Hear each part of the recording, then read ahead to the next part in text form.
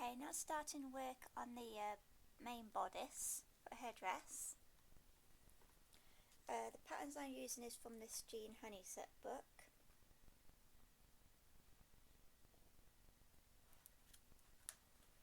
And I found this bodice on page 89.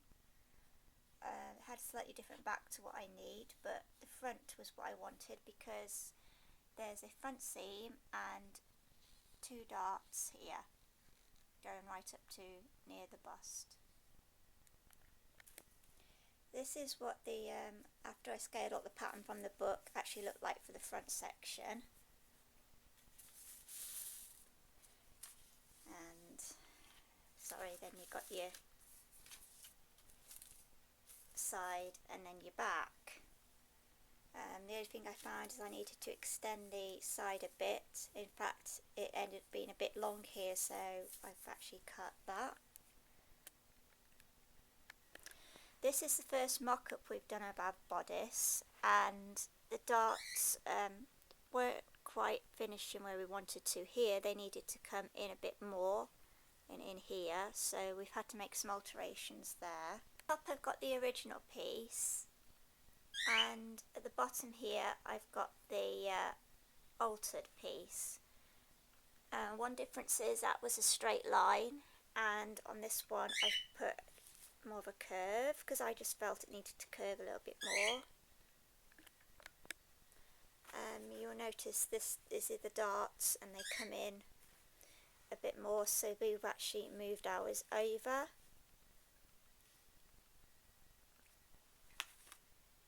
And again, this one finished a bit too far this side, so we've had to just bring it over a little bit more to finish. So this is now my revised front piece. Okay, now I've cut all my pieces. I need to cut out like a flat liner as well. I'm using this as it won't be seen. I know it's a light blue, but it really doesn't matter because it won't be seen at the end. It's not too stiff and it's not a thin cotton either, so it's got a bit of flexibility to it. It's still reasonably lightweight. I don't know what it's called, but I found it in my cupboard and I'm using it. So next I'm going to take my outer fabric and place it over the top of the liner, and then going to pin and tap these together. Okay, here I have my front section, and as you can see this is the piece with the darts.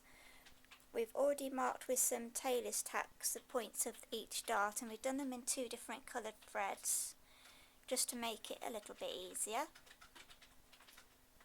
So we've done those in yellow and those in green.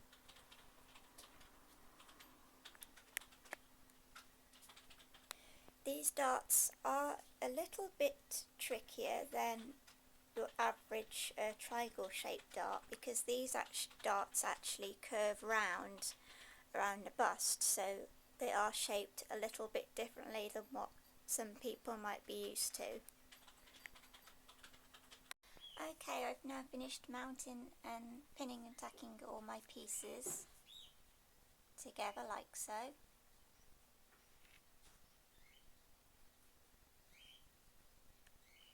I've done this on all of them, the back sections and the front as well. Okay, I've now sewn in my front darts.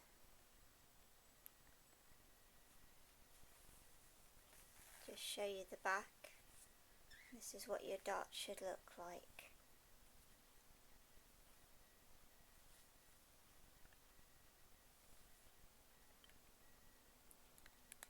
Next you want to have a fitting while it's pinned.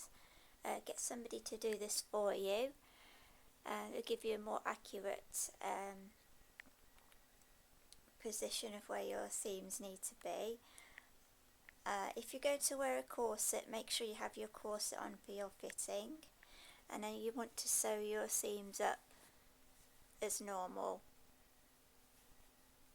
I've done quite wide seams on mine because I'm going to be applying some bone casing.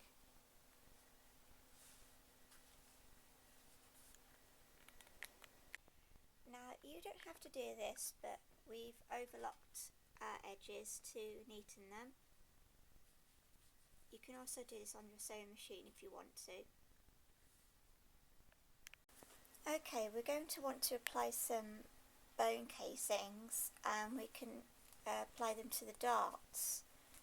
There are two ways you can do this. You can either flatten your dart and then apply a bone casing in and sew it on by hand. Do that for all of them, or you can do what's on this jacket. This is an authentic Victorian jacket that has been loaned to me by a good friend, and on the inside it's really helpful because you can see just what they did. And here you've got two darts, and you can see here that you've got the top of the dart, which is this point here, and then what you can see is they've actually cut it because the brown fabric that's on the outside, that's this stuff here, is coming through to the middle now because you've cut through it. And then all they've done is they hand sew their bone casings down on the top. So this is what we're going to attempt with ours. We're going to try it the old-fashioned way and see how it goes. We're going to start by doing some little cuts across the top.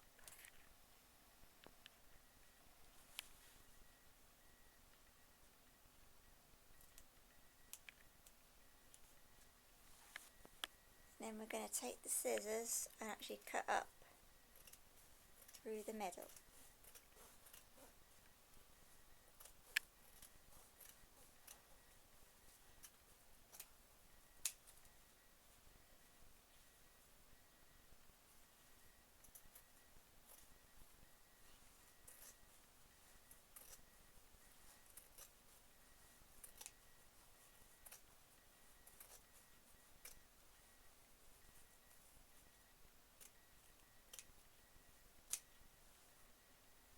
You can now see that the fabric from the outside should show on the inside. Sorry folks, we'll just show you that a bit better. There we go.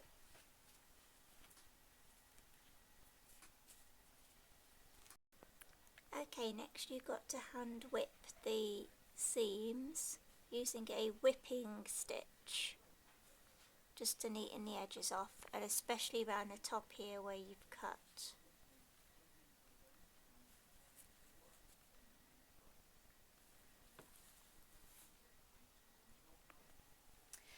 After allowing a turnover at the back seam and the edge has been overlocked, we need to create another boning channel. So just come in a little way from the seam and then sew your boning channel down. Remember to go across the top, but don't go across the bottom, leave that open, and do that on both back seams. Okay, I've now done my bone casings.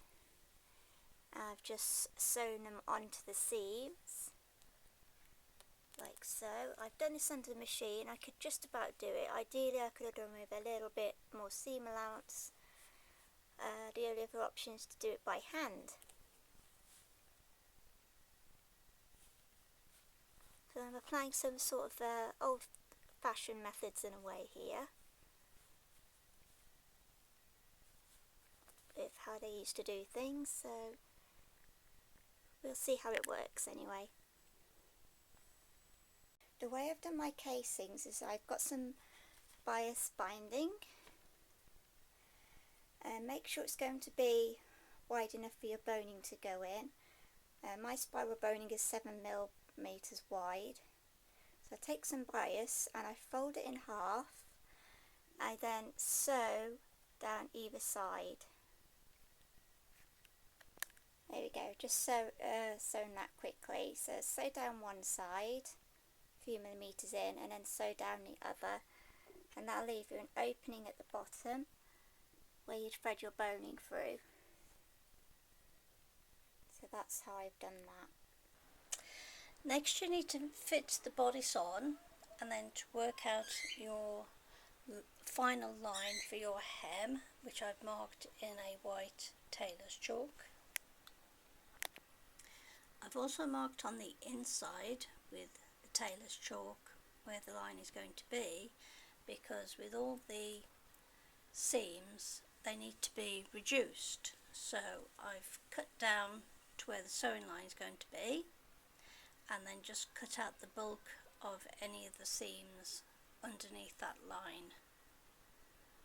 And with a long stitch on your sewing machine, sew along that line, which now means you can take all of your pins out. I'm now going to start working on the sleeve, and this is the sleeve pattern. Okay, I have this picture on the computer, and what we've been able to work out is this sleeve is not just gathered, it is pleated.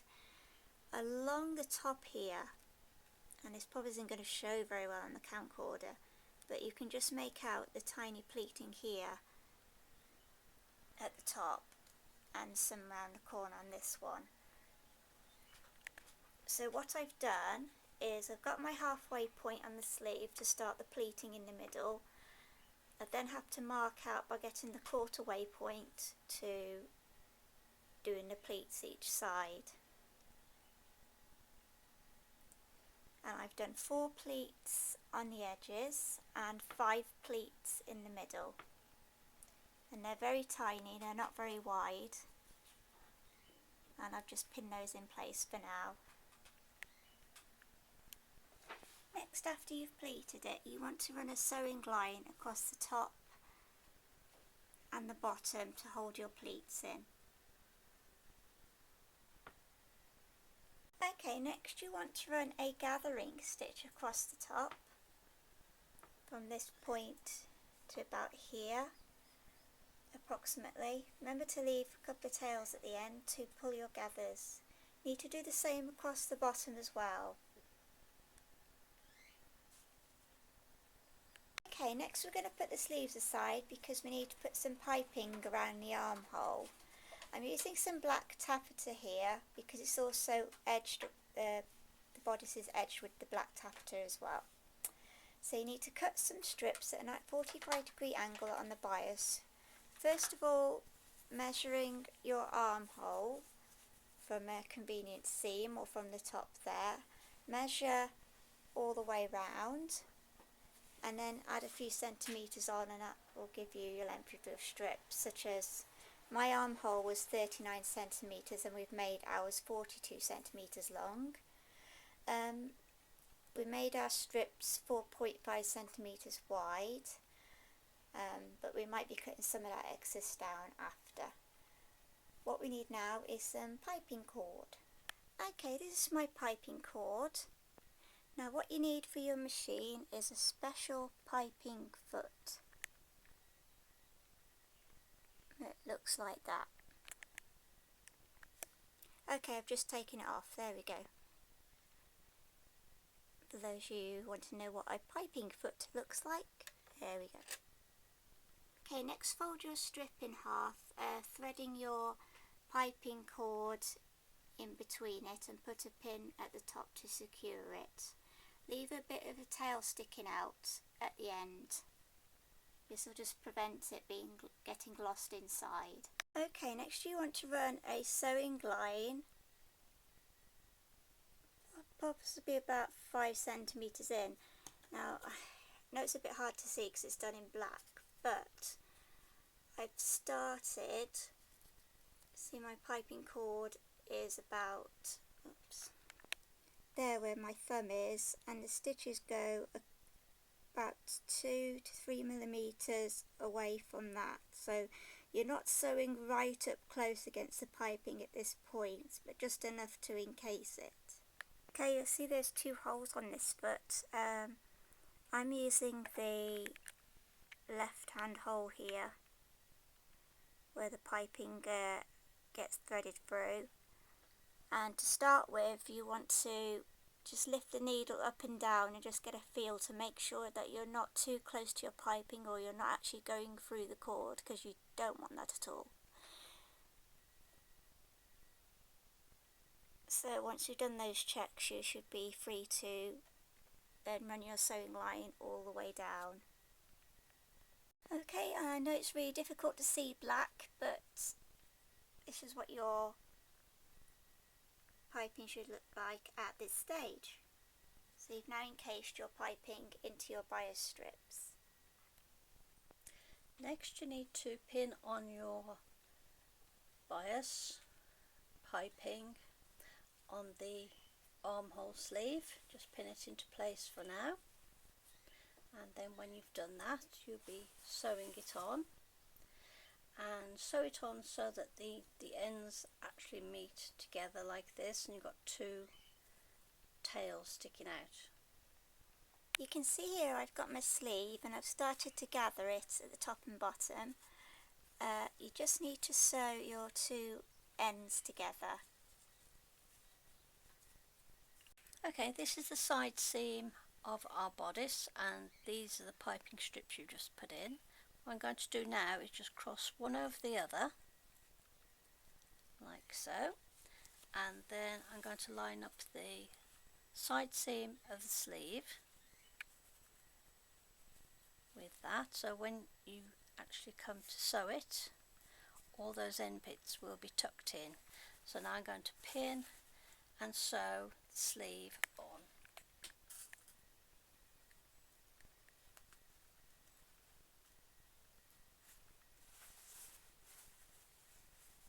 Okay, keeping the piping foot on, you now need to sew the edge of your sleeve around the armhole and try to feel for where your piping cord is as you go. You're going to try and sew as close as you can without going over your piping cord or going too close to the outer edge.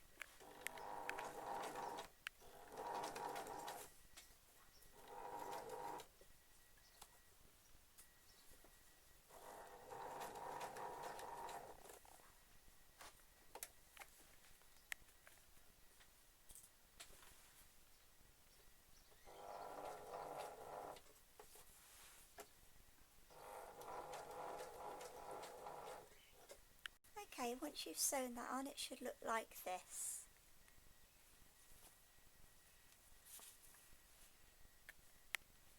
Okay, next you need to take your tails for your gathering thread and start gathering the sleeve like so.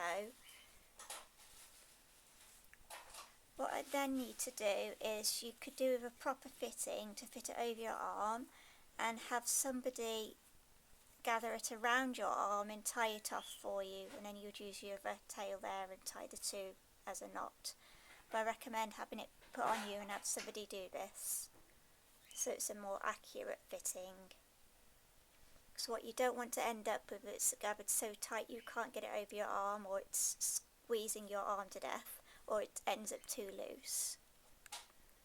Okay, next I need to add some trim to the bottom of the sleeve. It's the same trim that was on the train for the skirt, so if you see that tutorial it shows you how to do this, but I'll just run over it quickly.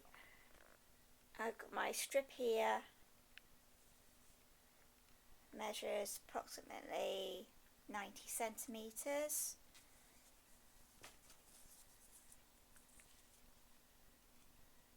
There's about 4 centimetres wide after overlocking the edge.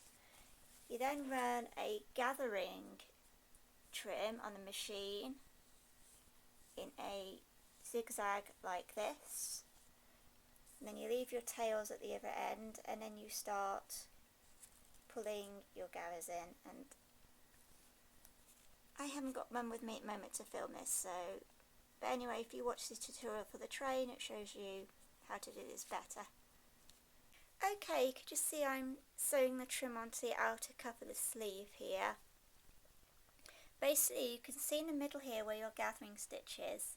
That middle part I'm trying to sew onto the end of the cuff, and it just involves a bit of hand sewing with a needle and thread. You can see here I'm just attaching it, and that'll end up back underneath your armhole, the best place to start is underneath at the armhole seam, and it should look like this when you're finished. And basically when you get to the end, you would just sew the ends together. Sorry, come this side. You've got your end here and you've got your end over here, and I just basically did a bit of hand sewing to turn the edges over and sew them together so it looks like one continuous piece. Okay, the next thing we need to do is add some piping around the top and the bottom lines. Again, you need to get your black taffeta, and you see where we cut earlier, you need to cut at your 45-degree angle. And first of all, measure from one end all the way around the top, right to the other side, and add about 2 to 3 centimetres on as an extra. Right, before putting the piping on that we've done, what I've done is pull the cord in, so the last ½ inch to 3/4 of an inch there doesn't actually have any cord in, because that's going to be turned over and it will just reduce the bulk for sewing. Okay, after sewing the piping on, go to the inside, and where you have any seams here, cut down some of the bulk of the seams. Be careful not to cut your sewing. And then what we're going to do is to cut back some of the excess as well on the top of the bodice. So where you have all this excess material on the inside, that can be cut off. Okay, we're just going to cut back now on this excess, get it out of the way. Okay. Then what you do is turn in the tab of your piping, and then turn over your piping like so, and then hand stitch it to your lining.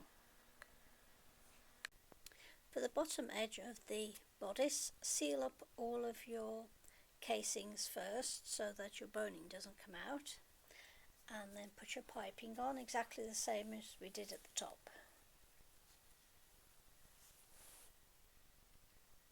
Okay, now we've done the piping on the outside, we just need to turn the inside, and what I've done is turned over an edge, and now I need to catch stitch it to the inside without going through to the edges. I've already done the left side here, and you just see every now and then some little tiny stitches, and what you have to try and do is cut a little bit of your liner and a little tiny bit of the black bias, and just catch them together, as I say, without trying to go through to your blue fabrics. You don't want to see lots of little stitches on the outside.